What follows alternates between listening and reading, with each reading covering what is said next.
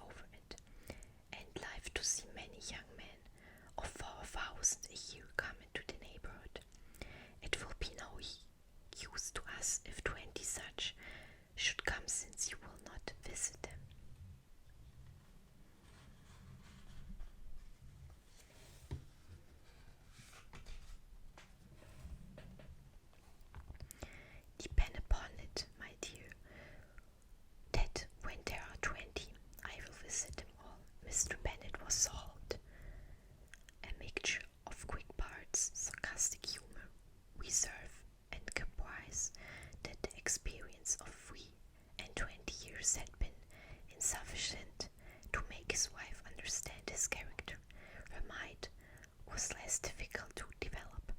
She was a woman of mean understanding, little information, and uncertain temper. When she was discontented, she fancied herself nervous. The business of her life was to get her daughters married. Its solace was visiting and news. Mr. Bennet was among the earliest of those who waited on Mr. Bingley. He had always intended to visit him, though to the last always assuring his wife that he should not go until the evening after the visit was paid. She had no knowledge of it. It was then disclosed in the following manner. Observing his second daughter employed in trimming a hat, he suddenly addressed her with, "I hope Mr. Bingley will like it, Lizzie."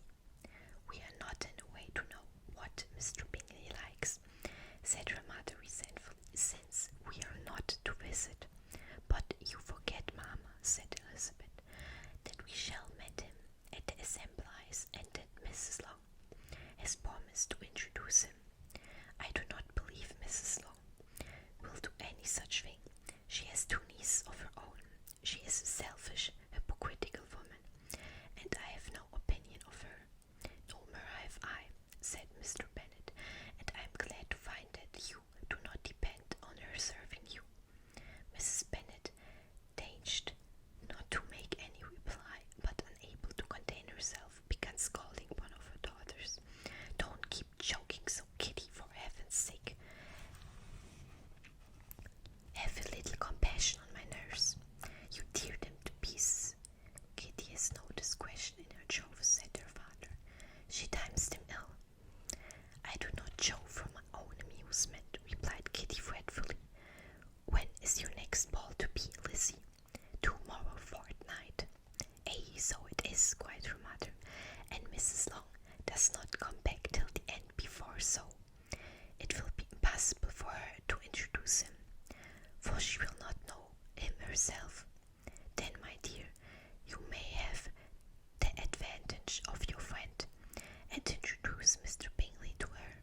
"Impossible, Mr. Bennet, impossible, when I am not acquainted with him myself. How can you be so teasing?" "I honor your circumspection. A fortnight's acquaintance is certainly very little. One cannot know what a man really is by the end of the fortnight. But if we do not venture, somebody else will, and after all, Mrs. Long and her nieces must stand their chance, and therefore, as you'll think it an act of kindness, if you decline the office, I will take it on myself." The girls stared at the father. Mrs. Bennet said only, "Nonsense, nonsense." "What can be the meaning of that emphatic exclamation?" cried he. "Do you consider the forms of introduction, and the stress that is laid on them, as nonsense? I cannot quite agree with you there. What say you, Mary? For you are a young lady of deep reflection, I know, and read great books and make extracts." Mary wished to say something very sensible, but knew not how. "While Mary is adjusting her ideas," he continued, "let us return to Mr. Bingley." "I am sick of Mr. Bingley," cried his wife. "I am sorry to hear that, but why did not you tell me so before? If I had known as much this morning, I certainly would not have called on him. It is very unlucky, but as I have actually paid the visit, we cannot escape the acquaintance now." The astonishment of the ladies was just what he wished, that of Mrs. Bennet perhaps surpassing the rest, though when the first tumult of joy was over, she began to declare that it was what she had expected all the while. "How good it was in you, my dear Mr. Bennet, but I knew I should persuade you at last. I was sure you loved your girls too well to neglect such an acquaintance. Well, how pleased I am, and it is such a good joke too, that you should have gone this morning and never said a word about it till now."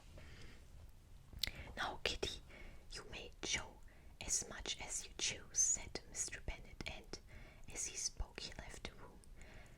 she could with the captures of his wife. "What an excellent father you have, girl," said she, when the door was shut. "I do not know how you will ever make him amends for his kindness, or me either. For that matter, at our time of life, it is not so pleasant, I can tell you, to be making new acquaintance every day. But for your sakes, we would do anything, Lydia, my love. For you are the youngest, I dare say Mr. Bingley will dance with you at the next ball."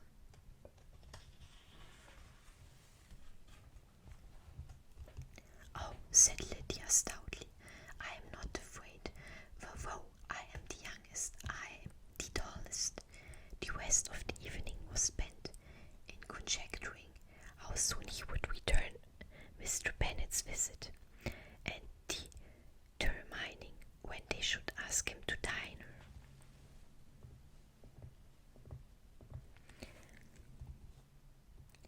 Not all that Mrs. Bennet, however, with the assistance of her 5 daughters, could ask on the subject was sufficient to draw from her husband any satisfactory description of Mr. Bingley. They attacked him in various ways, with barefaced questions, ingenious suppositions, and distant surmises, but he eluded the skill of them all, and they were at last obliged to accept the second-hand intelligence of their neighbour, Lady Lucas. Her report was highly favourable. Sir William had been delighted with him. He was quite young, wonderfully handsome, extremely agreeable, and to crown the whole, he meant to be at the next assembly with a large party. Nothing could be more delightful. To be fond of dancing was certain step towards falling in love, and very lively hopes of Mr. Bingley's heart were entertained.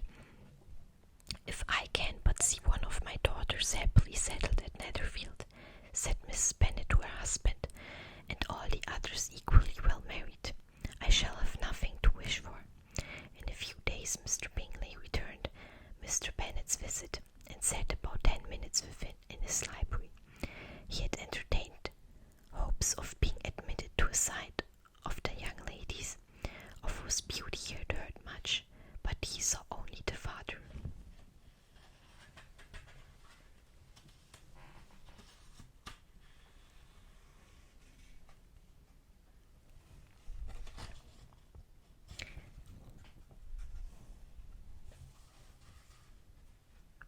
The ladies were somewhat more fortunate, for they had the advantage of ascertaining from an upper window that he wore a blue coat and rode a black horse.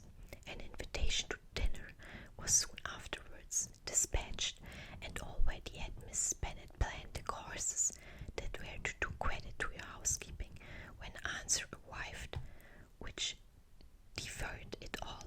Mr. Bingley was obliged to be in town the following day, and consequently unable to accept the honour of the invitation, and so Mrs. Bennet was quite disconcerted. She could not imagine what business he could have in town so soon after his arrival in Hertfordshire, and she began to fear that he might be always flying about from one place to another, and never settled at Netherfield as he ought to be. Lady Lucas quieted her fears a little by starting the idea of his being gone to London, only to get a large party for the ball, and the report soon followed that Mr. Bingley was to bring 12 ladies and 7 gentlemen with him to the assembly. The girls grieved over such a number of ladies, but were comforted the day before the ball by hearing that instead of 12 he had brought only 6 with him from London, his 5 sisters and a cousin. And when the party entered the assembly room, it consisted of only 5 altogether: Mr. Bingley, his 2 sisters, the husband of the eldest, and another young man. Mr. Bingley was good-looking and gentlemanlike. He had a pleasant countenance and easy, unaffected manners. His sisters were fine women,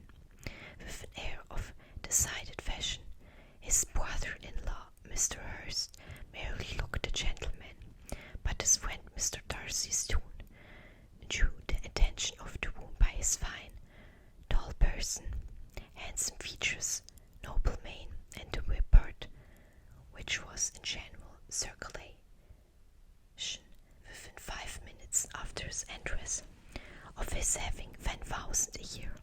The gentlemen pronounced him to be a fine figure of a man.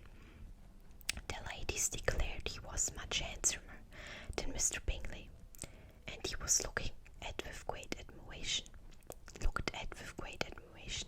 for about half the evening, till his manners gave a disgust which turned the tide of his popularity, for he was discovered to be proud, to be above his company, and above being pleased, and not all his large estate in Derbyshire could then save him from having a most forbidding, disagreeable countenance, and being unworthy to be compared with his friend. Mr. Bingley had soon made himself acquainted with all the principal people in the room. He was lively and unreserved, danced every dance, was angry that the ball closed so early, and talked of giving one himself at Netherfield. Such amiable qualities must speak for themselves. What a contrast between him and his friend. Mr. Darcy danced only once with Mrs. Hurst and once with Miss Bingley, declined being introduced to any other lady, and spent the rest of the evening in walking about the room, speaking occasionally to one of his own party. His character was decided. He was the proudest, most disagreeable man in the room, and everybody hoped that he would never come here again.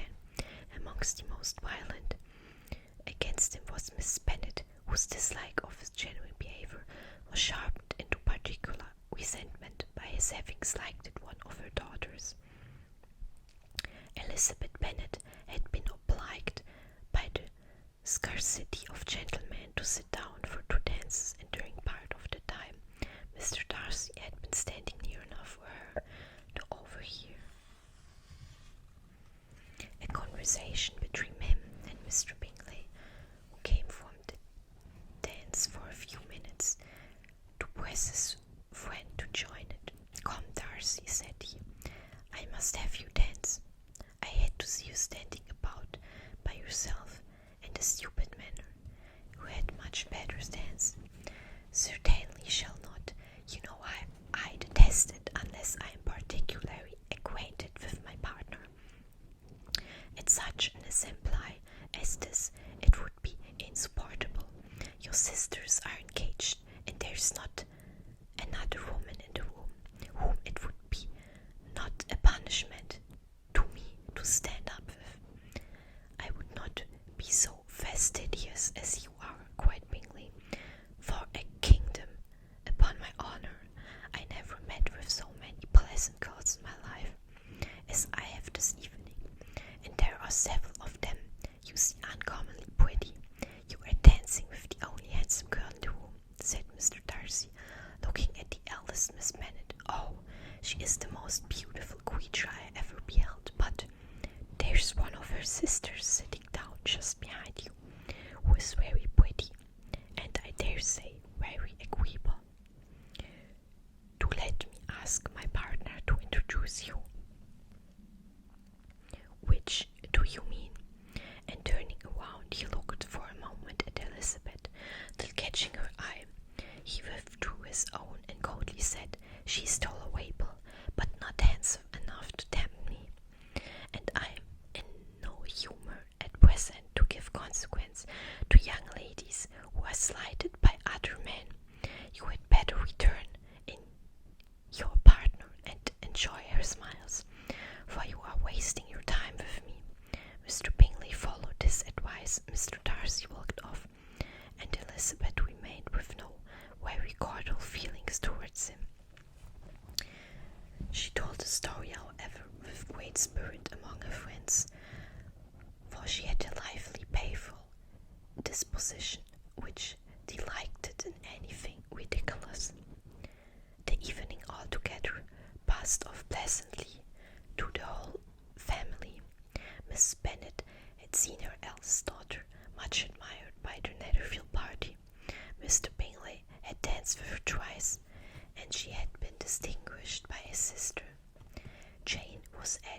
as gratified by this as her mother could be, though in a quiet way. Elizabeth felt Jane's pleasure. Mary had heard herself mentioned to Miss Bingley as the most accomplished girl in the neighbourhood, and Catherine and Lydia had been fortunate enough to be never without partners, which was all that they had yet learned to care for at the ball. They returned therefore in good spirits to Longbourn, the village where they lived, and of which they were the principal inhabitants. They found Mr. Bennet still up with a book. He was regardless of time, and on the present occasion he had a good deal of curiosity as to the events of an evening which had raised such splendid expectations. He had rather hoped that all his wife's views on the stranger would be disappointed, but he soon found that he had a very different story to hear. "Oh, my dear Mr. Bennet," as she entered the room, "we have had a most delightful evening, a most excellent ball. I wish you had been there. Jane was so admired, nothing could be like it. Everybody said how well she looked, and Mr. Bingley thought her quite beautiful, and danced with her twice. Only think of that, my dear. He actually danced with her twice, and she was the only creature in the room that he asked a second time. First of all, he asked Miss Lucas. I was so vexed to see him stand up with her, but however, he did not admire her at all, indeed nobody.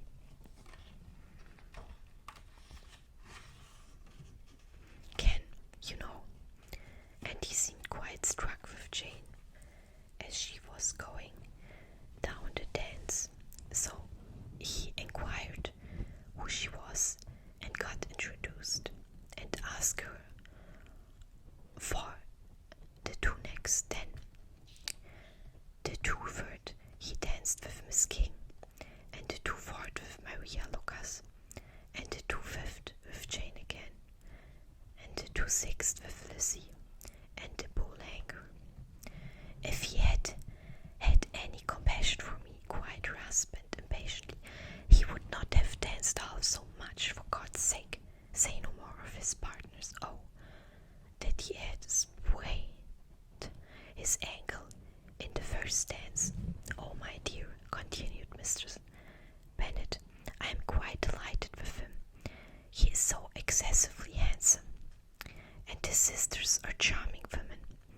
I never in my life saw anything more elegant than their dresses.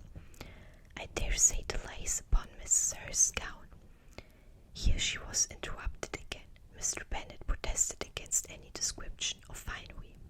She was therefore obliged to seek another branch of the subject, and related with much bitterness and spirit of exaggeration the shocking rudeness of Mr. Darcy.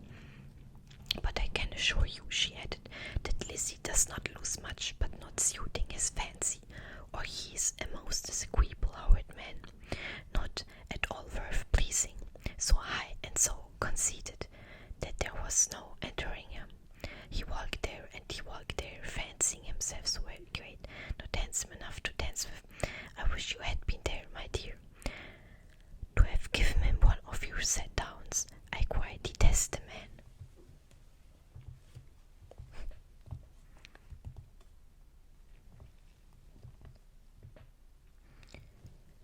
When Jane and Elizabeth were alone, the former, who had been cautious in her praise of Mr. Bingley before, expressed to her sister how very much she admired him. "He is just what a young man ought to be," said she, "sensible, good-humoured, lively, and I never saw such happy manners, so much ease, with such perfect good breeding." "He is also handsome," replied Elizabeth, "which a young man ought likewise to be, if he possibly can. His character is thereby complete. I was very much flattered by his asking me to dance a second time. I did not expect such a compliment. Did not you? I did for you, but that is one great difference between us. Compliments always take you by surprise, and me never. What could be more natural than his asking you again. He could not help seeing that you were about 5 times as pretty as every other woman in the room. No thanks to his gallantry for that. Well, he certainly is very agreeable, and I give you leave to like him. You have liked many a stupider person, dear Lizzie. Oh, you are a great deal too apt, you know, to like people in general. You never see a fault in anybody. All the world are good and agreeable in your eyes. I've never heard you speak ill of a human being in my life. I would wish not to be hasty in censuring anyone, but I always speak what I think. I know you do, and it is that which makes the wonder, with your good sense, to be so honestly blind to the follies and nonsense of the others. Affection and candor is common enough. One meets it everywhere. But to be candid without ostentation or design, to take the good of everybody's character and make it still better, to say nothing of the bad, belongs to you alone. And so you like this man's sister too, do you? The manners are not equal to his. Certainly not at first, but they are very pleasing women when you converse with them. Miss Bingley is to live with her brother and keep his house, and I am much mistaken if we shall not find a very charming neighbour in her. Elizabeth listened in silence, but was not convinced their behaviour at the assembly had not been calculated to please in general, and with more quickness of observation and less pliancy of temper than her sister, and with a judgment too unassailed by any attention to herself, she was very little disposed to approve them. They were in fact very fine ladies, not deficient in good humour when they were pleased, nor in the power of being agreeable where they choose it, but proud and conceited. They were rather handsome, had been educated in one of the first private seminars in town, had the fortune of £20,000, were in the habit of spending more than they ought, and of associating with people of rank, and were therefore in every aspect entitled to think well of themselves and meanly of others. They were of a respectable family in the north of England, a circumstance more deeply impressed on their memories than that their brother's fortune and their own had been acquired by trade. Mr. Bingley inherited property to the amount of nearly £100,000 from his father, who had intended to purchase an estate, but did not live to do it. Mr. Bingley intended it likewise, and sometimes made choice of his county, but as he was now provided with a good house and the liberty of a manor, it was doubtful to many of those who best knew the easiness of his temper, whether he might not spend the remainder of his days at Netherfield and leave the next generation to purchase. His sisters were very anxious for his having an estate of his own, but though he was now established only as a tenant, Miss Bingley was by no means unwilling to preside at the stable, nor was Miss Hurst, who had married a man of more fashion than fortune, less disposed to consider his house as her home when it suited her. Mr. Bingley had not been of age 2 years when he was tempted by an accidental recommendation to look at Netherfield House. He did look at it, and into it for half an hour, was pleased with the situation and the principal rooms, satisfied with what the owner said in its praise, and took it immediately. Between him and Darcy there was a very steady friendship in spite of a great opposition of character. Bingley was endeared to Darcy by the easy his temper, though no disposition could offer a greater contrast to his own, and though with his own he never appeared dissatisfied. On the strength of Darcy's regard, Bingley had the firmest